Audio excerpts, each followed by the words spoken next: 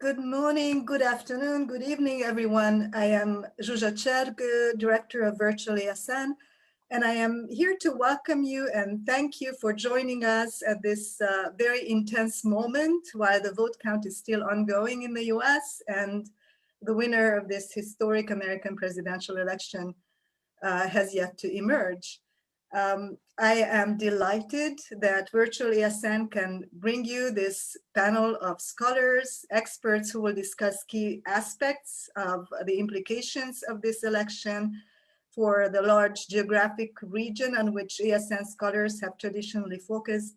We are organizing this event together with the Harriman Institute at Columbia University, the institute with which vASN has the closest ties. Indeed, the Harriman Institute is the host of the vASN's annual conventions, and the evolution of this association and the emergence of vASN as the largest international scholarly association of this kind in this field could not have been possible without the Harriman Institute. The director of Harriman, Alexander Cooley, will moderate the panel. He is the Claire Tow Professor of Political Science at Barnard College and director of Columbia's Harriman Institute, has been director of Harriman since 2016, and he is an internationally impactful expert in this field. I am not going to list the credentials because I know that the Virtual vASN assistant will be placing short bios of our panelists in the chat room, and I'd like to give this over to the panel as soon as possible. So I'm just going to say that we are really privileged to have such a terrific lineup here of expertise. Besides Professor Cooley, we have Professor Kimberly Marten, who is a professor of political science and department chair at Barnard College, Columbia University. She's also a Harriman faculty, and her bio and her really truly impactful work will be summarized again in the chat in the short bio. Professor Julie Newton is based at St. Anthony College, Anthony's College at the University of Oxford, and she is truly international. She has home institutes at Oxford, also in France, also in the US, and she is another academic who bridges academia and policy with his work. And again, watch for the chat bio about her work. Dmitri Trenin, he is the director of the Carnegie Moscow Center, also author of numerous books titled in ways that I was smiling when I was reading today. Should we fear Russia, for example, is one of the titles. Anyway, again, we are really privileged to have all of you here, and thank you for sharing your thoughts with us. And Alex, the virtual floor is over to you now. Yeah, thanks so much. Welcome everyone to this session. Zsuzsa, thank you for the words, kind words of welcome. And in addition to the scholarly credentials, I'll just mention this: of all the panelists, they have all also dedicated a good part of their professional lives to trying to foster understanding amongst the US and the Russian and the European communities too. And so I couldn't think of a more ideal trio to start off with. I think it's fair to say that the US-Russia agenda is broad. It can potentially include a great many issues, both in terms of bilateral issues like arms control or questions of mutual interference, third-party areas, policies over Ukraine, over Syria, the question of US sanctions, broader international issues like questions of how do we approach the world order and multilateralism. So it's a very, very rich agenda, not to mention the perceptions in a lot of US circles too, that Russia is also a domestic actor in US politics as well as an international issue. And I'm not underscoring the legitimacy of that viewpoint. I'm just saying that's something that's certainly out there, certainly on the Democratic side. So the agenda is incredibly rich. I'm going to ask each panelist to address the issues that they want from perspective of the long-term view, as Professor Marten emphasized yesterday, that we wanted something that is going to look at the longer-term trends and be able to frame the election in that. However, at the same time, I think it's important to acknowledge some of the uncertainty of the election. We've seen trends over the last 24 hours. I won't characterize them. So weighing in, I've also asked the panelists to tell us a little bit, how do you think that the conduct of the 2020 election and the election's uncertainty might also impact some of the observations that you're making about U.S.-Russia or U.S. Russian-European relations? So let's go in the order of introductions. Kim, the floor is yours for 10 minutes. Fantastic. Thank you so much, Alex. And thank you to ASN and to the Harriman Institute for organizing this panel. I think it's a great idea. So let me just quickly, in the 10 minutes, discuss the following things: the delayed election results and why they really don't matter as much as I think people are making them matter, the question of polarization, and then I'm just going to pretend that Biden might win. We don't know for sure. Things are going in that direction. If Trump wins, it's more of the same, and so it's less interesting to talk about. So I'll just go through those three things. The first is that the delayed election results are nothing new. And Russia is not alone in making a big deal out of the delayed election results. Some of the political figures in Russia are talking about chaos in the United States. And it's not Russia alone that's doing that. We saw from reporting that's come out that that's happening at a global level. But in fact, the idea of delayed election results goes back to the year 1800 in the United States. And for those who have somewhat shorter memories, we do know that the Bush-Gore election results in the year 2000 were quite a bit delayed by about a month because of disputes that had happened at that time over the hanging Chad question. And so this is democracy at work. This is the fact that things are trickling in as the votes are being counted. Even the fact that one of the candidates wants to take some of these cases to court, that's an indication that the processes and institutions of the democracy are working very well, and we should just expect that as being what a healthy democracy looks like. So that's enough on that point. On polarization, polarization in the United States, as we know, is almost 50-50 in state after state after state, not just at the presidential level, but also at the Senate level and at state elections that have happened. They're all centered on domestic issues, right? It's the question of the role of the federal government in the economy, the COVID pandemic, racial questions in the Black Lives Matter movement. And that means that the focus going forward and the fiercest battles going forward are going to be on domestic issues, and there's going to be less attention paid to foreign policy. Foreign policy didn't matter at all in the election. It was not covered in the debates. It was not something that was part of major candidate statements. And keep in mind that the future of both the Democratic and the Republican parties are at stake right now. We don't know what the future is going to look like for these parties, and those futures are centered on domestic issues. Nonetheless, there are foreign policy implications of polarization. The first is that polarization in the Senate, it's currently at 48-48. We'll see what ends up happening, but it's going to be very close, is that there's likely to be very little forward movement on any new international treaties. And the reason for that is that it's an easy place for the party that opposes the president to win political points by saying that the other side is being too soft on something or another, right? So we should not expect major treaties that are changes from what we have now are going to appear in the next 4 years. The second thing to keep in mind for the long term is that polarization right now, especially following the 4 years of the Trump presidency, makes the US untrustworthy as an international partner, because now we know that anything signed and agreed by one president can be completely overturned by the next president. And even if Trump as an individual doesn't come back, the ideas that Trump represents are still there. And so there's still going to be that polarization going forward 4 years. I think altogether what that means is that US credibility is undermined, and there are limits to what even a very activist diplomatic president can do to bring that credibility back, because everybody knows what this president signs might be undone 4 years from now. So those are just things to keep in mind about polarization. Now, assuming Biden wins, we don't know for sure if that's going to happen, but let's just talk about it as if it might happen, because at the moment he seems to be ahead.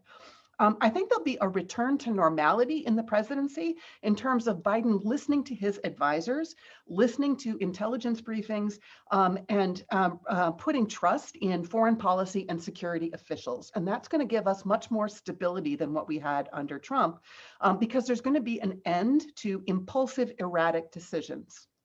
I think there's also going to be an end to personal transaction diplomacy. We've seen an awful lot of what Trump does seeming to be about the business effects on his family holdings, and we're not going to see that anymore. And that means foreign leaders are going to have to adjust to having a principled president back in the White House. Now, what does that principled presidency mean? Well, the top level advisors for Biden seem to be coming out of the Obama-Biden administration, so they're not going to be any big surprises. Biden's apparent leader on national security issues, Ambassador Tony Blinken, is thought by many in the media to be the likely national security advisor of a Biden administration. And he has said that democracy promotion is going to be a key Biden priority. Biden himself has promised outreach to and on behalf of political dissidents in Russia, certainly including Navalny. And he has expressed similar policy preferences towards nearby authoritarian regimes, including Belarus, where he has said he would put stronger sanctions against Lukashenko, and in Turkey, where Biden has talked about working with the opposition to Erdogan at a electoral level, not at an overthrow coup level, but still a belief on behalf of democracy promotion in authoritarian societies. But I think the focus on domestic politics is going to limit the amount of resources that a Biden administration would be willing to put towards foreign intervention. So we should not expect the same kind of foreign intervention on behalf of democracies that we saw, for example, in a Bill Clinton administration. It'll be restrained, but it'll still be on behalf of democracy promotion. Many people have talked about the fact that Biden is going to focus on renewing alliances like NATO, especially in terms of having confidence in NATO as an external defensive institution. But keep in mind that NATO is challenged by authoritarianism within the organization, and there's not really much the US can do about that, except, call it out. But the US doesn't have the power to change what's happening in the other NATO countries. We know that Biden would be very much in favor of renewal of traditional multilateral diplomacy. And I think one clear example where this may have made a difference in recent months, if we'd had a different president in power, is what happened in Nagorno-Karabakh. Not so much the last minute ditch effort that the Trump administration made to have some deal come to be that didn't end up meaning anything, but just in the sense of having a long-term presence there for US diplomats to engage in preventive diplomacy, to provide more advanced warning about what's happening, to give time for leaders in Washington to think about possible ways that the US might nudge people, and it's nudging that's going to happen, I think, rather than out and out intervention. Although we should keep in mind that once again, the toolkit is limited given the tensions with Turkey that might become stronger in a Biden administration as Turkey turns more in an authoritarian direction, even though Turkey remains a NATO member. The renewal of traditional diplomacy, I think, means that the Biden team is going to be looking for ways to try to find common interests with Russia, in spite of what's going to be the overall level of conflict over democracy promotion questions. I think that there's going to be a Biden effort to reach out the way that other administrations have reached out looking for commonalities. And I think there are three things that we should keep our eye on. The first is working out some kind of a renewal of the JCPOA agreement with Iran. And I think in addition to the idea of getting back the idea of the Iranian agreement, what matters of this is that it might be a way for the US and Russia to reach a common understanding, and it might be sort of an easy win of low-hanging fruit where a new administration could find something in common with Russia and start moving diplomacy forward. Now, it's going to be complicated by the fact that we don't know what Iran is going to do now that it has seen the US sanctions and doesn't trust the United States. But nonetheless, I think that's a place where there could be US-Russia joint effort that might make a difference. I think that there's going to probably be a simple extension of the New START treaty. That would not require Senate approval. And from what I understand, even the agreement that has been reached so far does not prevent that simple extension from going forward. I think that Biden himself has talked in favor of this, and the people who are his likely advisors on arms control issues support that. But keep in mind, I think there's going to be limits on the creativity that can go into some variation of New START treaty, including this new Russian INF proposal that we heard last week, just because that's going to require Senate approval for anything that is legally binding, and the Senate is not going to be on Biden's side. It is going to be split, and that's going to be something that's very difficult for either administration, but certainly a Biden administration that wanted to do something new on arms control, difficult to work through at that kind of a lasting level. I think the biggest hope might be for an organization that doesn't often get a lot of attention, and that's the Arctic Council. And I think there that what the US might do is work with other members to, for example, offer Russia remediation technology for help with the climate change permafrost issues that Russia is now facing. That might be, again, an easy win, a low-hanging fruit where there can be cooperation among these actors. And I think there's also evidence that Biden and Biden's advisors would want to bring back the Arctic Council to its traditional non-military issues, not focused on security, which is part of its charter, is not going on security issues. But I think that that started slipping, especially because of the role that Pompeo was playing. As Russia began to remilitarize its own Arctic area, Pompeo started talking about military and security issues in the Arctic Council, which was taking it away from its original purpose. And I think it's important and hopeful that Putin appointed Dmitry Medvedev as the Arctic Council representative, because he is somebody who has always favored business focus and a desire for business cooperation with the West. So I think that's a hopeful sign about the future of the Arctic Council. I don't think we should expect any kind of attempt at a reset. I think there are going to be pressures on Biden to be even harder line against Russia, because the Democrats will not have forgotten the 2016 election meddling. And just we should all keep in mind that sanctions policy in recent years has been driven by bipartisan Congress, not by the executive, and that's not likely to change soon. So I'll just leave it there. Thank you. Oh, thank you, Kim. That was terrific, both in terms of the sweep of what you took on and the issue analysis. Okay, let's move on now to Dmitri Trenin, the director of the Carnegie Moscow Center, a frequent contributor to sort of these U.S., Europe, Russia issues, and also adept at translating one political system to the other. Dmitri, the floor is yours. Alex, thank you very much. Again, as Kim, I'm very appreciative of this invitation. Really, it's a privilege and a pleasure to be appearing on this panel. Let me address three things. One is Russia's experience with Trump. Two is Russia's expectations regarding Biden. And three, Russia's view of the elections that has just taken place. There was intense interest in Russia in the US election, but at the same time, Moscow didn't have too much of a stake in the outcome of the election. Despite Trump's "let's get along with Russia" rhetoric, his re-election would have meant a continuation of the downward spiral of the relationship. By Putin's count, in the last 4 years, the United States has imposed no less than 46 sanctions packages on Russia. Trump has canceled the INF treaty. Now, this opens the way for the deployment of fast-flying US missile systems in Europe that would target Russia's critical strategic assets at close range. I hope we don't go down that path, which is very much, which reminds one of the Euro missile crisis of the early 1980s that pushed the United States and the Soviet Union closer to the brink than anything else after the Cuban Missile Crisis. Now, Trump also withdrew from the Open Skies Treaty, which allows for aerial inspections of North America, Europe, and Russia. On the ground, US troops in Europe have moved closer to the Russian border, and US warplanes flew naval and flew closer to the Russian borders, and US naval ships sailed closer to Russia's shores, and they both did it more often than before. The Trump administration took a pretty hard line on the extension of the New START treaty, which should have been a no-brainer, frankly.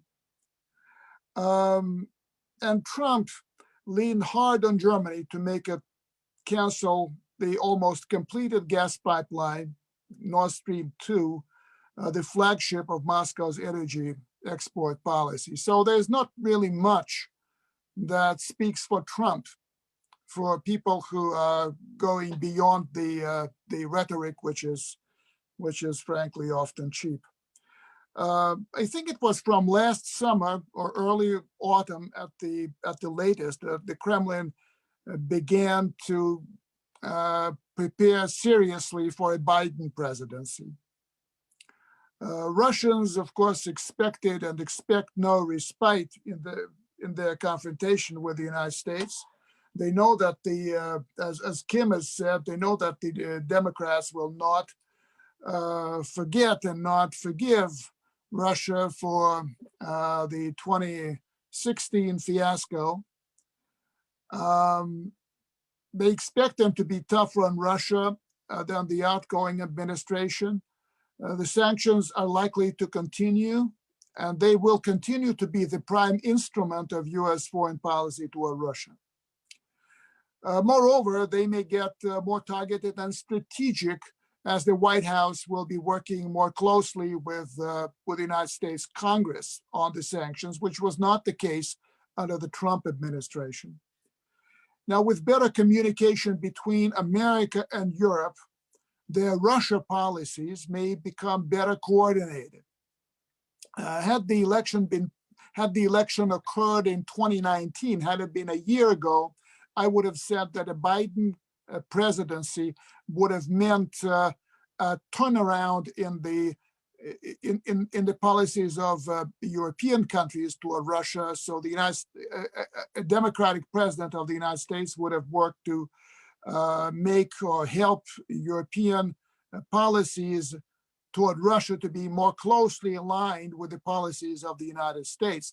But now the policies of so many European countries, including those of Germany and France, have become so much harsher with regard to Russia in the wake of the Navalny incident. I would not attach any special significance to or any dramatic significance to the Navalny case, but it served as the let's say, the end point of a long period of deterioration of the partnership relationship that existed between, say, Germany and Russia and France and Russia. Now I think the word partnership is absent from the relationship. It's become wholly transactional. There's an expectation that although the New START treaty, just as Kim said, the New START treaty will probably be extended, although it will be interesting to see whether the Biden administration would be, let's say, softer in its approach to Russia. You said simple, Kim said simple extension, which is exactly the position that Russia took from the very start. No special conditions attached, which was, of course, the Trump approach.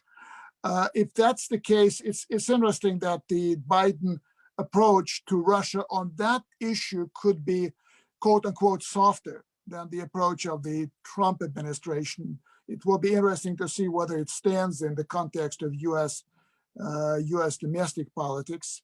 But beyond the New START treaty, beyond its extension, rather, arms control talks with the Biden administration will probably be as tough as any talks in history on that matter. And I'm not sure that a new agreement, a new treaty will be negotiated between Russia and the United States in the next 4 years. There are no doubts that the Democratic administration will provide more support for Ukraine, including military support, and pay more attention to the ongoing crisis in Belarus. Again, there are expectations that the criticism of Russia's foreign and domestic policies and practices will be harsh, something that was absent from the agenda of at least President Trump himself. There were other members of the administration who occasionally attacked Russia, but in a non-systemic way. I think it will become much more systemic, and they will be giving more succor to anti-Kremlin elements. As Kim said also, I would add here that interestingly enough, this could help the Kremlin deal with domestic liberal opposition, portraying them as pawns of the United States. Even today, Navalny staying in Germany, receiving visits from Merkel and having contacts with all sorts of people, including, as Moscow surmises, members of the intelligence community, is being portrayed as a foreign agent. And that kills him as a Russian politician. So in a way, this harsher tone toward Russia, while not changing the realities within Russia in a way that might be seen favorable by the Biden administration, will actually help the Kremlin deal with the opponent, with the liberal opponents, by portraying them as American agents. Now, while Trump's approach to energy challenges Russian energy interests in the short term, I spoke about Nord Stream 2, the Democratic Party's policy is going broadly in the same direction as those of the European Union, Green Deal and all that, sap at the foundation of Russia's reliance on the hydrocarbons, of course, as the backbone of the economy. However, having said all that, the positive of Biden's accession would include more predictability and possibly Russia's diminishing role as an object of U.S. domestic politics. In any event, the Kremlin will not miss an opportunity to reach out early on to the Biden team, hoping for a fresh start, not a reset. And just one word about the election. I think that for thinking people in Russia, the election has confirmed that while the political institutions have remained solid and intact through this election, despite the fears or hopes of political destabilization.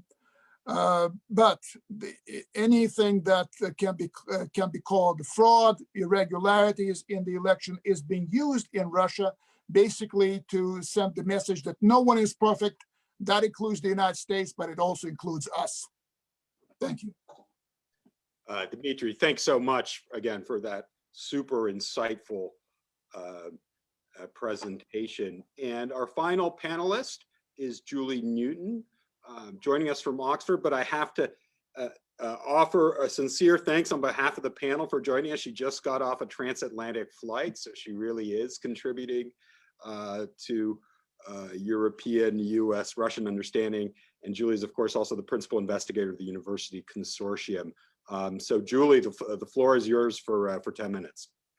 Thank you, Alex, for those nice words. And I also wanted to say that you had asked us to talk about the day after the elections. And what we didn't know at the time was that really you would have to talk about the days after.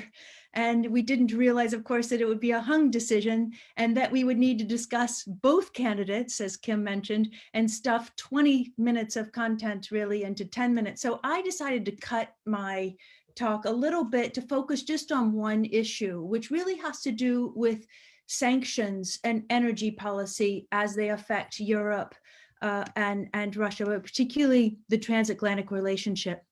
I had other things I wanted to talk about, such as arms control in Europe.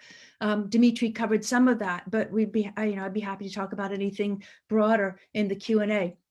But I want to start by saying that it's important to note that whoever becomes the U.S. president, significant positive change between Russia and Europe is really highly unlikely. And I think Dmitri touched on that, and as did Kim. EU-Russian relations are in a, quote, bizarre paralysis, as one EU official put it, for systemic reasons on both sides. On the Russian side, for example, Russia's drive to create buffer zones of defense along its periphery arouses West European fear and distrust, and thus limits any scope for deep or coherent Russian-European engagement. And on this, neither a Biden or a Trump win could realistically affect that in the short term. On the EU side, the EU's deep internal divisions over Russia and its requirement for unanimous voting in foreign policy render the EU incapable of engaging with Russia in any consistent or coherent way. It's important to note though that no US leadership change could alter these fundamental structural problems in the short term. But despite such structural constraints for both Russia and the EU, there are potential opportunities for some change that start with the transatlantic relationship and Biden's focus on the transatlantic relationship, which I think Kim mentioned at the start. For Russia, the US, of course, is the main player in Europe. So therefore, the quality of the transatlantic relationship is of fundamental importance to the Kremlin and therefore has significant implications for Russia's relations with Europe. For example, if Biden wins, any successful efforts on his part to heal transatlantic rifts over the next 4 years could counter Russia's narrative about the ineluctable fracturing of the West and the emergence of a polycentric world, and make Moscow feel less confident in its own capacity to secure its interest in Europe and at home. Alternatively, if Trump wins, Russia's narrative about the decline of the West as a cohesive unit and an attractive pole could appear to be true, thereby maintaining or strengthening Russia's sense of relative power position in its European sphere. I'd like to discuss one area where a Biden or Trump victory would be fundamentally important for the transatlantic relationship and by extension for Russia-EU relations. And that's the impact of sanctions in Europe with a particular focus on Nord Stream 2.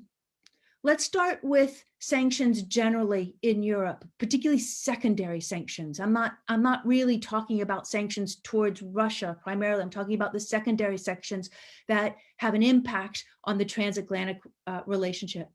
Now, the United States, of course, dominates the global financial system.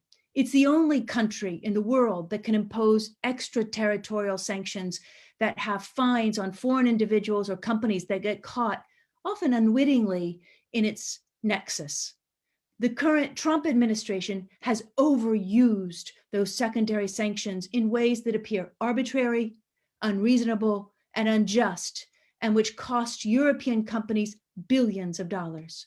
In turn, this kind of resentment is driving Europeans, both European sovereigns and companies, to find creative ways to get around the dollar denomination and delink EU, Iranian, Russian, or Chinese commercial projects from US-centric financial systems.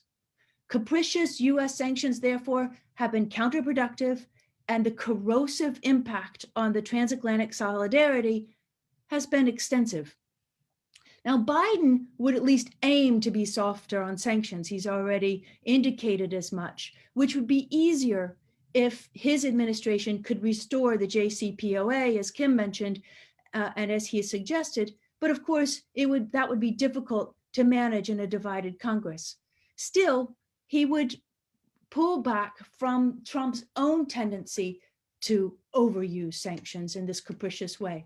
And Nord Stream 2, I think, is a really relevant case study of US sanctions overreach and European subsequent anger at the United States and the corrosive impact on the transatlantic alliance.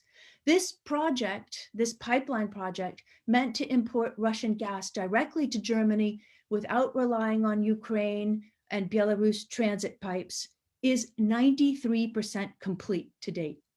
But starting last December, and potentially again even more this fall, the United States has levied increasingly tough sanctions against the pipeline, potentially killing it off for good and arousing German and European outrage. Even after the Navalny poisoning, and as Dmitri mentioned, that poisoning also poisoned German-Russian relations, and your article on the turning point there, I think, was a very important and much talked about article, Dmitri. But even after that poisoning, Germany has said through its foreign minister Maas that it remains committed to completing this pipeline. While Trump claims these sanctions are for security reasons to reduce European dependence on Russian gas, many Germans, however, claim that these sanctions are a cynical gambit just to gain US gas market share by replacing Nord Stream Russian gas with American LNG shale gas. Either way, the EU claims that the way in which the United States applies these extraterritorial sanctions relating to the pipeline is against international law. And that is a very, I think, very serious allegation against the United States. So the standoff between the United States and Germany and Brussels is especially serious right now. And under a Trump presidency, it could get even worse. For Biden, however, there is evidence that as a strong Atlanticist and a pragmatist, he would soften Trump's coercive sanctions approach on Nord Stream 2.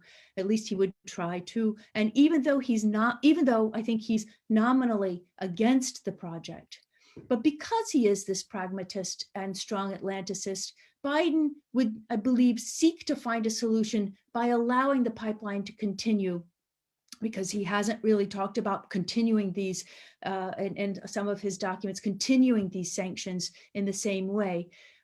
Because the reason why I think he would try and be pragmatic is because European demand for pipeline gas is predicted to increase. And of course, Russia is the best place to remain the primary source of gas to Europe through 2040. The International Energy Agency suggests that even with more LNG utilization, that's liquid natural gas, Ukrainian pipelines would even still be required for transiting more gas to the EU. So therefore, Ukraine wouldn't lose its $2 billion annual transit fees, because the Nord Stream 1 and Nord Stream 2 plus the Turk Stream pipelines are predicted not to be enough to supply the demand of gas as Europe moves from oil to gas and eventually to more, in the future, to more sustainable energy sources. So Biden has a dilemma between addressing German concerns over Nord Stream 2 sanctions, secondary sanctions, while also addressing East European fears about Europe's growing dependence on Russian gas. The solution is that he may decide to choose. In any case, the solution before him would be to allow Nord Stream 2 to continue, while also allowing the US funded project of the 3 Seas initiative. That's the like 3 oceans or 3 Seas initiative, which is a rival energy and infrastructure project that was started 4 years ago by 12 East and Central European countries to build non-Russian infrastructure, including LNG ports that are supplied by US LNG shale gas. Now, though this 3 Seas geopolitical and commercial project remains small, it gained momentum. Okay? It gained momentum during the Trump years and is largely funded by the US. It's an elegant way to assuage the divided and polarized Senate, as Kim mentioned, since the 3 Seas initiative is a favored Republican project in the Senate. If Biden strikes a pragmatic position on the Nord Stream 2, backing off from sanctions, while also accommodating the security concerns of the EU's eastern flank by retaining support for the 3 Seas initiative, this could have benefits not just for the transatlantic alliance, but possibly also for Russian-EU relations as well. It would allow Germany to be an energy bridge to Russia via gas pipe infrastructure, which Thane Gustafsson calls a relationship commodity. Investments, personal contacts, and market shares follow the technology. And energy bridges, says Gustafsson, who has tracked Russian-European gas trade since the 60s, encourages these states to transcend their geopolitical and ideological differences. In conclusion, if Biden addresses this sanctions thorn in the side of Europeans, starting with a more rational approach to secondary sanctions and Nord Stream 2, while also accommodating East European insecurities about Russia, it will begin part of the healing process between the Americans and the Europeans within the transatlantic alliance, with important implications for Russian-EU relations as well. How so? Andrei Kortunov warns that a repaired alliance might reconsolidate on an anti-Russian platform that is also against China and could accelerate shifts toward a bipolar international system. And bipolarity is a problem that would increase Russian dependence on China, a strategically unwise approach that Russia seeks to avoid. This fear, Kortunov suggests, could impel Moscow to engage again with the West. It would be a defensive move, which he likened to a Brest-Litovsk. Given Kortunov's logic, a Biden effort to renew transatlantic alliance could gradually lead to some improvement of Russia-West relations, starting with Europe. But this is a rosy assessment. Just to finish this last thought, this is a rosy assessment of a potential positive impact of a possible transatlantic reconciliation under a Biden administration and its positive impact on Russia-Europe relations. I want to point out Dmitri's point that you could have a more complicated case scenario that would see transatlantic unity leading to greater Russia-Europe friction, especially if the allies begin to address more confidently human rights needs, especially as Russia's raft of problems and protests in its post-Soviet neighbors. And then of course, they would be perceived as interfering in malign ways. But over the long term, I do agree with Russian thinkers that it's probably right that transatlantic reconciliation combined with Western pragmatism and sensitivity to East European allies could make Russia more amenable to compromise. Whereas, of course, the opposite is also true under Trump. Great, thank you, Julie. Thanks to all of the speakers. Let me just encourage you to send us your questions over the chat function, and I will pick those up and give them to the panelists. Our first question is from Nino Samkaradze, who I think asks a really good kickoff question. She asks of all the panelists, maybe we'll start with Kim on this, which is to expand a little bit our thoughts to beyond Russia to the post-Soviet space. She says, to all the speakers willing to respond, in case of Biden's victory, is there any chance USA become more active in the Nagorno-Karabakh conflict or in the eastern neighborhood of the EU in general?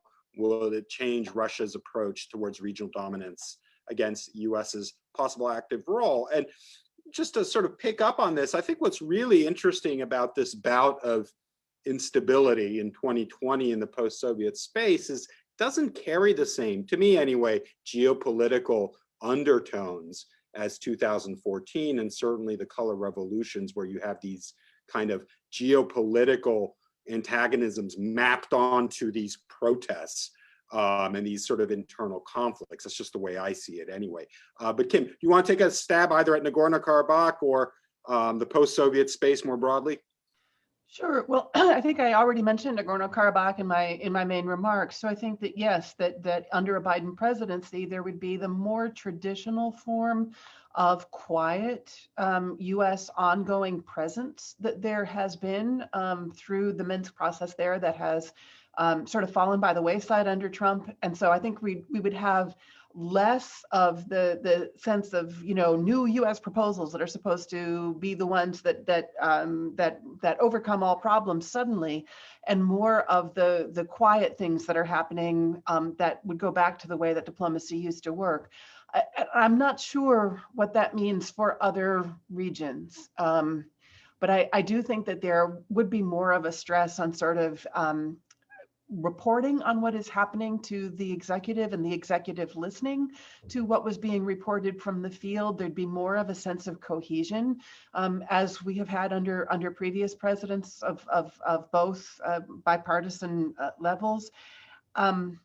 But I still also do think that foreign policy is going to be much less important in a Biden administration than it might have been in previous administrations, because the domestic space is going to take up so much of the political space that's happening. And so I think it'll probably be quiet diplomacy rather than breakthrough diplomacy would be my guess. Great, thanks, Kim. Dmitri, same question to you, and actually from Moscow's perspective, would a re-engagement in the post-Soviet space, would that, you mentioned it might play into some of the domestic politics of the Kremlin, but how would that be viewed by Moscow?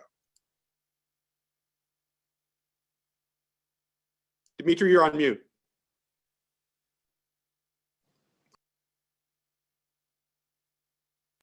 Thank you. I think it all depends on the specific issue. There's no problem for Russia to work with the United States on Nagorno-Karabakh. The issue there is not U.S. presence, is not U.S. Influence. The issue is the security of the Northern Caucasus, the big issue.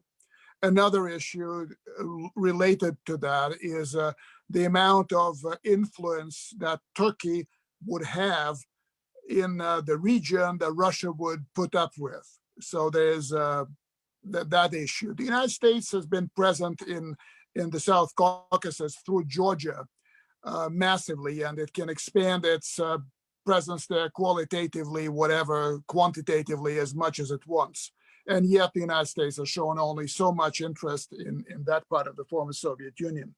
Belarus is different. Belarus is a strategic issue, unlike Nagorno-Karabakh.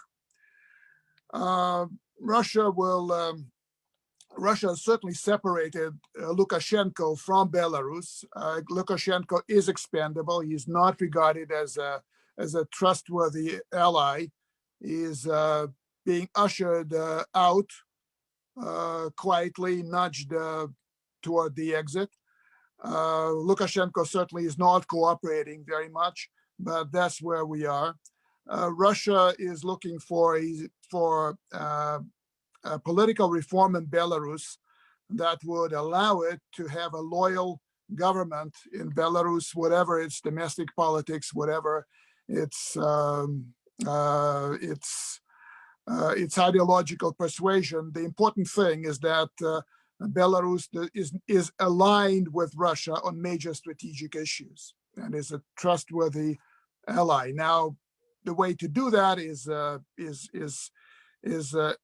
by implementing a strategy that Russia has not implemented anywhere else in the world. It's almost, I would say,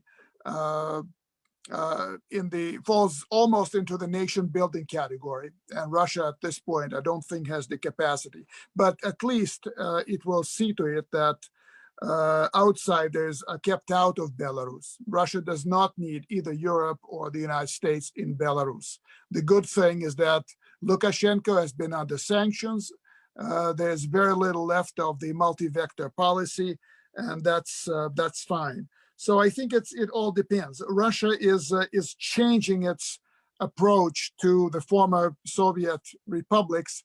It's becoming much more economical, if you like, and much more focused on Russia's own interests rather than on the imperial or post-imperial nostalgia. Super. And then Julie, the same to you, and also with an additional question, if you want to take it, about Russia and the Balkans. If Biden wins, do you think that under his presidency, foreign policy will be softer towards Russia when it comes to Russia's efforts to influence Balkans countries through Serbia? So if you want to tackle that, as well as these other questions about U.S. policy and efforts in the near abroad. Oops. I want to add one quick thing about the first question about what Biden whether he might become more active in the former Soviet space. And one of the things that I have come to understand is that a lot is going to depend on the kind of Secretary of State that he chooses. I mean, if he chooses someone who is quite I think thoughtful and careful, like a Bill Burns, who I understand is on that list, or John Kerry, it goes in that direction. I think he will be very careful about what not to do in that space. And that is to try to thread the needle between some more democracy promotion without appearing, that supports Western values, without appearing to try and shift Belarus strategic alliance, or without appearing to interfere. And I think that is the kind of realist position that someone like a Bill Burns would take, very thoughtful and careful. So I think a lot of what happens and the way they behave in that area, a lot of it will depend on the kind of advice that he's getting. And the other thing that, because he's got some people on the list who are a lot more, I think, ideologically motivated and who stress human rights above all, and would go that direction. So I think it really will depend. On the Balkan question, that is not my real focus of interest, but I do know that that Biden was very supportive of NATO enlargement, supported NATO enlargement, from what I understand, from North Macedonia. I see you're from North Macedonia, and that he is very, very strong on that as someone who believes in NATO enlargement. So I think, whether he'd be softer towards Russia, it depends on this choice of Secretary of State as to exactly how to handle that. But so I don't really have, but maybe Dmitri has more to add on that point, on exactly the Russian position in the Balkan countries and how he thinks that Americans will act towards that. Dmitri, do you want to address this briefly before we go on next topic? Mute. Yeah.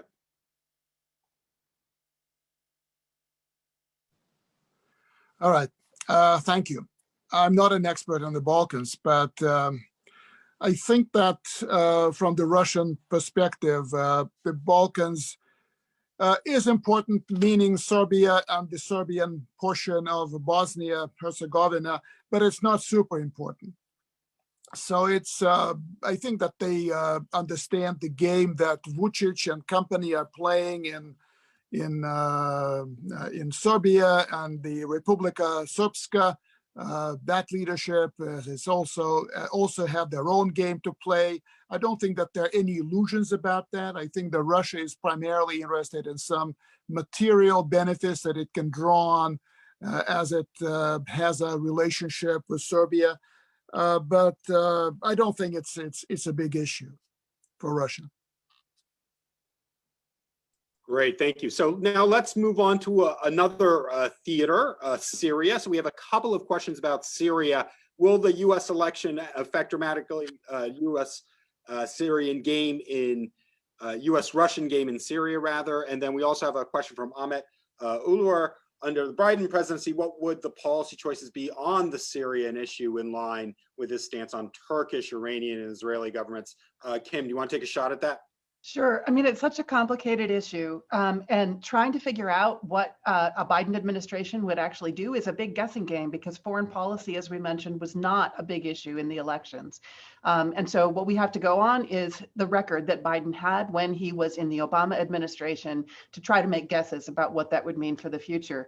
And a guy named Daniel DePetris has a very interesting analysis of this in the National Interest back in September, making the argument that under Obama, Biden was not a big proponent of a huge U.S. intervention in Syria. But at the same time, Biden has criticized Trump for withdrawing troops prematurely. And so he'd probably be someone who wanted to keep a small number of U.S. troops in Syria for intelligence gathering purposes and to keep the relationship going with the Kurdish opposition that the U.S. had supported earlier, but we would not see a big additional intervention in Syria. But I think this whole question about the role of Turkey really complicates things because it's very clear that Biden is no friend of Erdogan. And so, I think that would mean that trying to figure out what a U.S.-Turkish negotiation on those areas where the U.S. and Turkey had a negotiation under Trump that many people thought was precipitous and not very good for U.S. national interest, trying to figure out how that would be changed, I think is a very complex issue. And one of the things that we should keep in mind about what's happening in Syria right now is that there is evidence of conflict internally between the Russian presence, the Iranian presence, and what that would mean going forward. And I wouldn't expect any big breakthroughs or any really major, grand plans to go forward. But I think that probably Biden would not go along with the withdrawal that Trump has been talking about completely. Great, thank you. I want to take a couple of questions and then link them, hopefully productively, but you'll be the judge of that. So the first question is from Igor Zavelev on thoughts of democracy promotion agenda, its impact on U.S.-Russia relations under the Biden administration. Some of you have already spoken to this, and the so-called hard push of the values agenda, and Kim mentioned how that might be represented. But also, Zsuzsa has a question specifically about the influence of de-democratization, or I would say the rise of illiberalism in Central Europe. And when we think about kind of a values agenda in the Biden administration, would it also not include altering relationships, especially with Hungary and Poland? And what's interesting, Hungary and Poland have been two of the closest countries in Europe to this administration. In fact, you've seen, ambassadors openly back the actions of these domestic politicians in a way that I think has been quite striking to some. So, so the question of democracy promotion, but filtered through this question of what happens to this policy of supporting, for lack of a better word, the kind of populist right-wing parties that this administration does. Do we pull back from that, or does the Biden administration openly support transatlantic parties and thereby go back from the kind of neutrality it used to expect in sort of domestic political affairs? So whoever wants to take that first, just go ahead and jump in, and then we can go around the horn. Yeah, go ahead. I mean, again, it's very hard to predict what Biden will actually do because foreign policy was not a big part of the election. But democracy promotion does seem to be a very strong theme going through everything that his advisors have said and everything that he has said. And so I would guess that that means that it's not going to be limited to the countries we already mentioned, which are Russia, Belarus, and Turkey. It's probably going to also be these other NATO member states. And that is why it is not clear to me that the US is going to be able to really make NATO more coherent beyond having just this more coherent defense posture. Just because the problems that are happening in NATO are happening within the NATO alliance, and the US doesn't have control over them. And I guess I'm a little bit concerned that pushing this democracy promotion agenda too strongly is going to lead to a sort of an unrealist US foreign policy. And so that's going to be the challenge of how to maintain US national interests in the face of the fact that democracy promotion is not the trend that the world is going in. So I think it's a good question, and I don't have an answer to that. Julie, do you want to take a stab at this, and Yeah. particularly sort of a question of rebalancing away from these kinds of European populist leaders, and how that might impact Europe and actually relations within Europe? Well, I was going to just say a couple little things. One is that I know Jake Sullivan in the Biden camp has stressed that because of the kind of contradiction that you're bringing out, the fact that Poland and Hungary sort of create a problem to promote Western democracy abroad, that therefore they're pulling back and focusing more on anti-corruption, sort of democracy promotion in terms of framing it as an anti-corruption piece because of this incoherence that Kim mentioned. So I'm not exactly sure how that's going to work in practice. Why focusing on anti-corruption? There's still a lot of problems with that in the West as well. That's sort of hard to talk about anti-corruption or corruption problems elsewhere when you've got this very serious problems at home too. But that seems to be their solution from what I understand, or part of the solution anyway. The other thing that I was going to say is that it's interesting that during the pandemic, at least with the populism, one of the things that has happened in this is that because you have this new sort of solidarity that's led by Germany and France around the recovery package, the 500 billion euro recovery package and the mutualization of debt, that there's this feeling of how are they going to spend this money?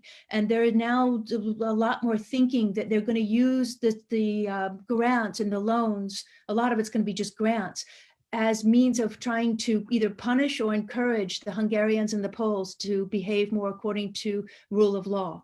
And so they're going to use conditionality. And that's a very interesting thing that I think the European Union has got new confidence on this because of the fact that they were able to create this giant recovery package. So that'll be interesting to see how that plays out, if Europe will finally have this kind of more cohesive approach or more coherent approach to how to deal with these very troublesome neighbors and use debt grants as either rewards or not give these grants as punishment. So there's only two little things I wanted to add to that. Yeah, I mean, I do think there's an interesting possibility here in which, speaking of the polarization that Kim talked about, we go into a world where we have roughly aligning sort of pro and anti-liberal, illiberal factions in Europe, right? And it would not be surprising to me at all if you then saw the cultivation and development of network ties between, again, the more kind of Trump-friendly factions in places like, Hungary, Poland, Slovenia, Italy, and so forth. And I would say, some Republicans. I think we're reaching a stage of contestation of some of these transnational ties over what it means to be in the West.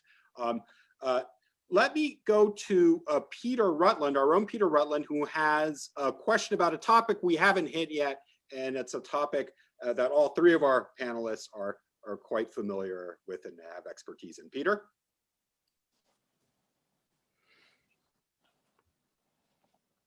Yeah, I was wondering about Ukraine. It hasn't come up so far, although it's obviously an incredibly sensitive topic for both sides.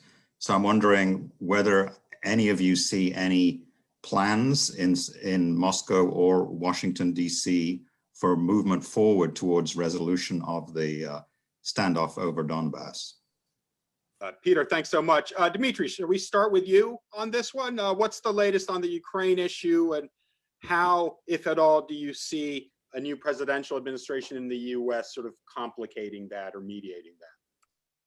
Well, I think in Moscow, they are more focused when thinking about that issue. It's a very important issue, that's obvious, but they were more focused on Kiev than on Washington or on Berlin, for that matter. And I think that there were hopes even last year, or I would say through the beginning of this year, that something could be done with the Zelensky team in Kiev. That they were pretty close and somewhat productive contacts between the head of the presidential administration in Moscow and the head of the presidential office in Kiev. But I think the consensus now is that Zelensky will not be able to deliver. He has become too weak domestically, internally. The United States is not much of a player under the Trump administration on that issue. It's all at this point. It's all about Ukrainians themselves. And as I said, the consensus is that little, if anything, could be done with Zelensky beyond very small things like keeping the ceasefire on, like exchanging a few prisoners or the remaining prisoners, like making life a little bit more bearable for the people on both sides of the contact line in Donbass, but nothing more grandiose than that. We haven't heard much about Washington's plans about Donbass, about Ukraine-Russia relations. I think the view here is that the United States would see it in a strategic interest in this confrontation with Russia to keep the Donbass conflict on the boilerplate and to keep Ukraine as a country hostile toward Russia, that would contain Russia. If the name of the game is containment, then supporting Ukraine against Russia and making sure that the conflict continues to separate those two countries would make sense as a rational policy. They haven't heard anything that would make them even a little bit more optimistic than that. Thanks so much, Dmitri. Kim, the same to you. And I would just note, because 2020 has been so long, earlier this calendar year, we had a trial in the Senate of a U.S. president who was impeached over his conduct in dealings and relations with Ukraine. Seems like ancient history now. How do you view potentially the Ukraine issue? And of course, when we're talking about, that's a very good point, Alex. And when we're talking about the split Senate and a smaller Democratic majority in Congress, we also have to remember all the Republican controversy about the role of both Joe Biden and Hunter Biden in Ukraine, which has not been really substantiated, but it doesn't go away. It's again very hard to know what would happen. I guess I disagree with Dmitri in thinking that Biden is going to want to keep Ukraine at a boiler level to put pressure on Russia. I don't think that's the way that Biden thinks about things, and I don't think that's the way his advisors think about things. And I think that Julie is right that there's going to be a lot of focus on anti-corruption as being an issue in Ukraine, and I think that those kinds of issues are also going to be on the forefront. I'm not sure that there is a possibility for any kind of breakthrough again, but I don't really see a Biden administration deciding to become ever more hostile to Russia in Ukraine. It is true that Biden was one of the original supporters for sending lethal weapons to Ukraine, but I don't think that there is a sense that Biden would want to restart the war in Ukraine and make it stronger. I think that that's just a misreading of what his goals would be. I think, again, that there is likely to be more of a diplomatic ongoing engagement at all kinds of levels than we've seen under Trump. Probably not big breakthroughs, but maybe more quiet ways of looking for possible resolutions, because I don't think the Ukrainian population benefits at all from the war. And I think that the Ukrainian American population doesn't want to give in to Russia and make it seem as though the war is over. But I really I don't see Biden having an interest in creating an uptick in the war or making it worse. May I come in on this? Yeah, I was just going to come in on you. And also, Julie, I'm going to throw something else at you just to think about too, which is from Anna Davidson, who is talking about Biden's climate plan. Since you brought up energy, would he support or pull back on the nuclear energy export that the U.S. has just this year begun to pursue in a way that counters Russia's dominance in the field? So if you wanted to take that, and then after I'll come to Dmitri. I see his hand is up too. Yeah. Just on the Ukraine piece, that was one of the topics that I would have loved to have gotten into in my talk, but it was just 10 minutes, The thing that's interesting about Ukraine, in my view, is that the status quo, as I think both Dmitri and I think Kim have sort of alluded to, the status quo seems to suit Moscow quite well. And I think Sam Sharap has a really elegant phrase where he calls it calibrated coercion. You can dial it up and you can dial it down, and depending upon how much you need that conflict to simmer, depending upon the level of control that is necessary. And it seems to me that from what I understand of all the Europeans who are shuttling back and forth to the Minsk talks, who were doing that before the coronavirus, they were saying that there's no interest really in any serious changes, because there's no incentive to change this calibrated coercion framework. It again, especially when you have threats throughout the post-Soviet space of protests, and the last thing you want to do is make concessions on Ukraine when you're not sure what you're going to get in return. Is there anything that's worth it to Moscow to get in return? And the answer has been no, not really. What can Moscow give? What can Europe give on this? And especially if you have this desire to keep Ukraine on the Western side contained, although I hope that certainly is not the case, that Biden wants to do that too, as Kim says. In any case, my point is just stressing that the status quo seems to be the policy of preference, which is quite sad. And calibrated coercion is I think the elegant way of describing that. On nuclear energy, on the U.S. nuclear energy, it's interesting that, Anna, you ask about this, because I was talking to someone in the States who's very much involved in this whole new nuclear program of going to the Senate and to try and get this next generation of nuclear power going as part of America's climate change and to move on this. And they're thinking that it would be something that at least you could get some kind of bipartisan agreement on, because of the fact that it's nuclear, and that often gets support from the Republicans, and it's climate change, and that often gets support from the Democrats. So that therefore this whole nuclear energy plan, particularly what's called fourth generation, but it's actually a misnomer,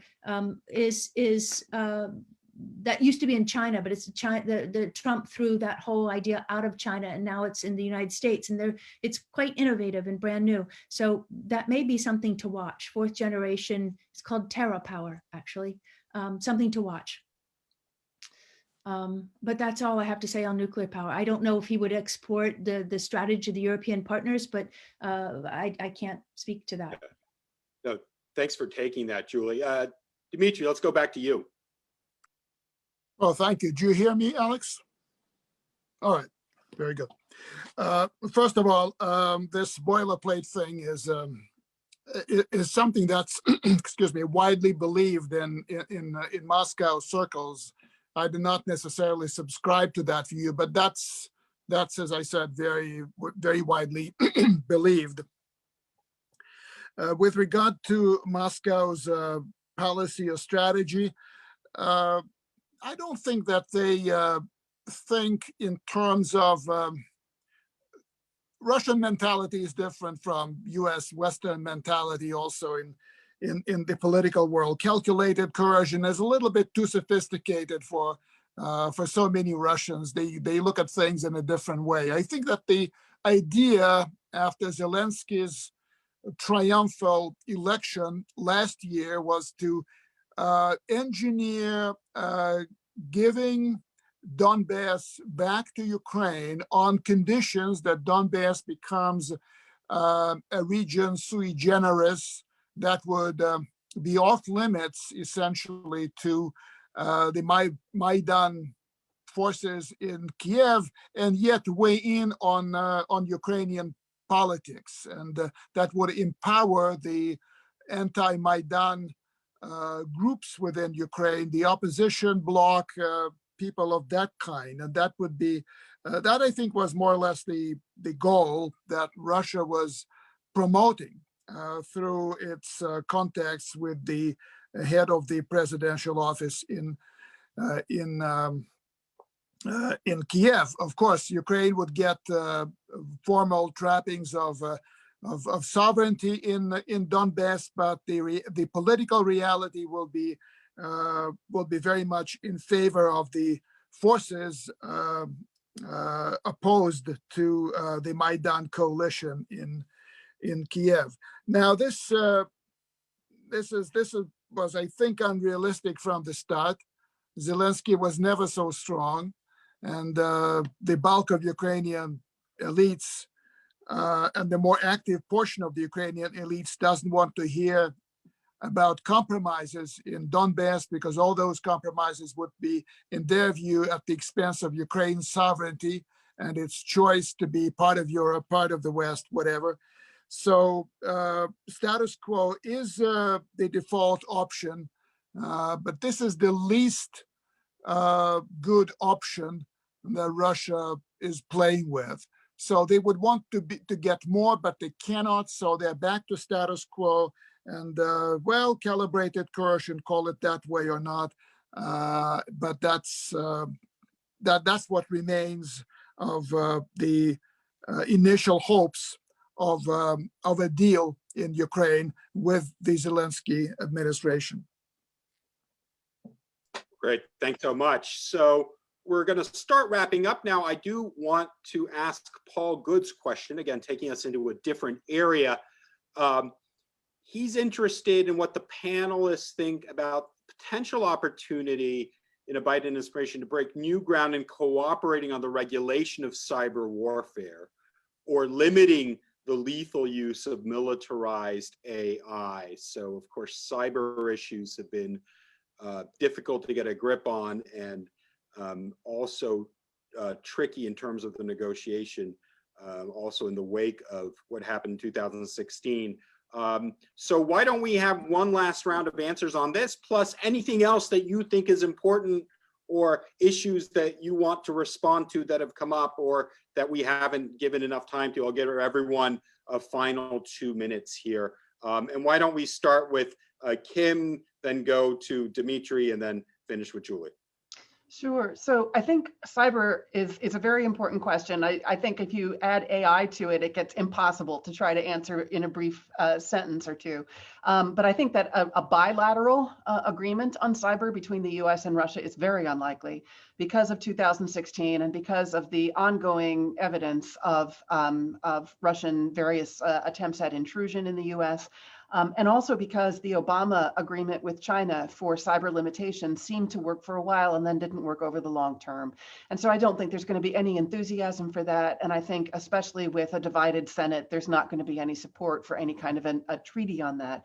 But I think there might be leadership at a different level, and that is at a multilateral level, thinking about ways of sort of approaching the whole world of cyber at either a European level or at a UN level. And it would be less, limits on a bilateral level that would look like arms control, and more the development of a set of norms for what cyber should look like going forward. So I can see the latter much more easily than I can see anything on a bilateral level on that. Great, thanks, Kim. Same to you, Dmitri. Question on cyber and/or AI, and any other points you'd like to make in closing. Thank you, Alex. Despite Putin's proposal about a collaboration on cybersecurity, I think that there are no hopes of a formal agreement with the United States on that issue. But rather than looking at the possibilities in the multilateral space, I think that Russians would probably look at informal understandings, unwritten understandings with the United States on what's permissible, what's not, where the red lines lie. And I think that's, I wouldn't say it's likely, but that's something that can be and probably will be explored at some level. Great, and Julie, to you. Yeah, no, that's exactly what I was going to say. And I think what's interesting about this is, from my perspective, we see a lot of this happening too at the informal or track 2 level, even more so. I mean, maybe Biden, who during the reset had all those presidential commissions. And so you could imagine a presidential commission on something like that, where to discuss the normative, the red lines, and to develop a set of norms on what is interference, what is sovereignty in cybersecurity. And I think that whether it's a presidential commission or whether it's through of EU, Russian, European, and maybe even Chinese track 2 organizations that would be quite multilateral and that would feed into track 1.5 organizations, that could be really interesting. But that seems to be where the conversation really is, I think. It's at a sub-state level, a sub-governmental level at the moment, because, as I think Dmitri said, it's just too fractious an issue still. So we don't seem to agree on anything, even what does interference mean? So we've got to have that conversation first, and that should happen, I think, at the think tank scholarly. And I know that the European Leadership Network, for example, is involved in those kinds of talks, and that's where that's happening. Great, thanks, Julie. So we have to wrap up the panel. I want to thank everyone for making time from their busy days and conferences and reloading vote counts to participate in this. It's been a terrific panel. I just want to clarify something too. This came up in the chat. We pick members of the panel not because they represent a specific country or viewpoint, quite the opposite, because they're distinguished interlocutors and can give us a wider range of insights. into what's going on in these very complex relationships. And I think that's exactly what we've gotten from this panel. So thank you, Kim. Thank you, Dmitri. Thank you, Julie. Thank you, Peter and Zsuzsa, for putting this on in ASN. Wishing everyone an excellent set of future ASN activities. So stay tuned for that. And we'll sign off here. Thank you. Thank you. Thank you. Thank you, Alex. Thank you, Julie. Thank you, Alex. Thank you, Kim. Kim. Thank you, Thank you, Zsuzsa. Dmitri. Thanks, everyone. Thank you. Thank you, everyone. Thank you. Thank you.